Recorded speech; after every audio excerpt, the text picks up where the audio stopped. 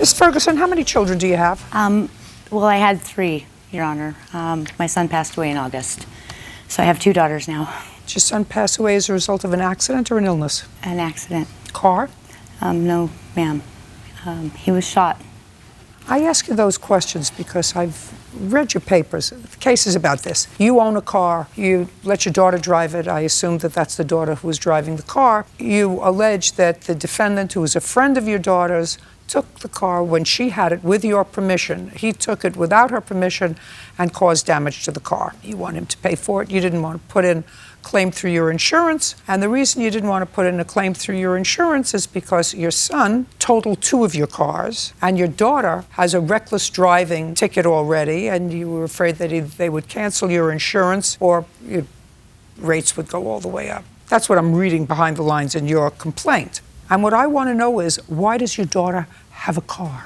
Your Honor, we live up in the mountains, and I work full-time as a sales coordinator for a ready mix, and I work a lot of hours. The girls' school's quite a distance, and Tia needs to be able to get the 2 of them to and from school. That's why she had a vehicle, and that's why she had the one that she had, so it was reliable going over the mountain. Think Abe Lincoln.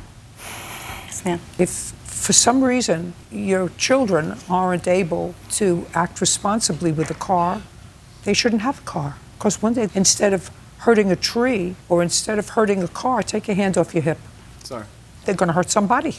So I was just wondering why she had custody of a car. And is what you're telling me, she has custody of a car because she takes a younger child to school? You allow her to take a younger child to school? Is that what you're telling me? Yes, Your Honor. I would move on a bus line. She no longer has a vehicle at this point. She has been excluded from my insurance policy as of this month. That's going to be an adventure for you to try to keep her from taking your car anyway. She's actually moved out here to California to live with her aunt now. Oh, that's great. Now she's on a bus line.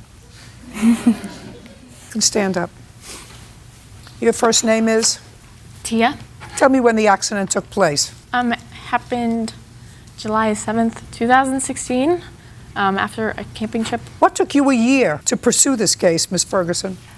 Well, being a single mother, and Sonny has a single mother as well, I have this motherly heartstring that tends to get pulled, and trying to allow them to pay back according to the promise that was made to me the day that I did not press the charges against him. Yeah, and also your daughter is out in California now. Yes, ma'am. Where do you live? Idaho Springs, Colorado, Your Honor. Ms. Ferguson, this is not going to end well for you. You do understand that.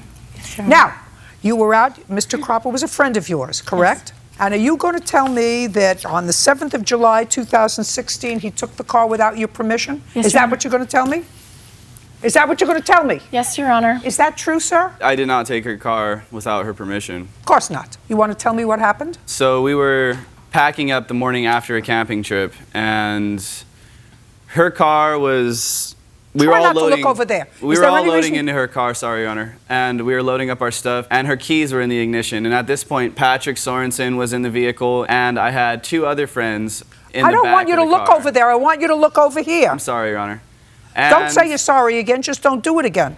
I took the car, I got in the driver's seat. Tia saw me, there was no protest from her. And I took the car up, there's this little hill. I realized that the terrain was too rough, so I went to turn it back around and I brought it down the hill. And then at this point, everyone who was with us got in the car. I was still driving. We stopped at McDonald's, everybody got out, and then got back in the car. I went to my house, and then me and Tia switched. She got in the driver's seat and drove away. Okay. And then about an hour later, I get a Facebook message with a picture of the damage to her car, and she was like, look at this damage, you need to fix the car. So I said, all right, come bring it down. You know, I looked at it, and I was like, how did this happen? It was significant enough damage to where the people in the car would have said something, we would have got out and checked it out, and somebody would have noticed it before an hour after it already happened, supposedly. It doesn't matter. I believe that you had permission to drive the car, and her mother should have put it in through her insurance. And the fact that you chose not to put it through your insurance is your problem.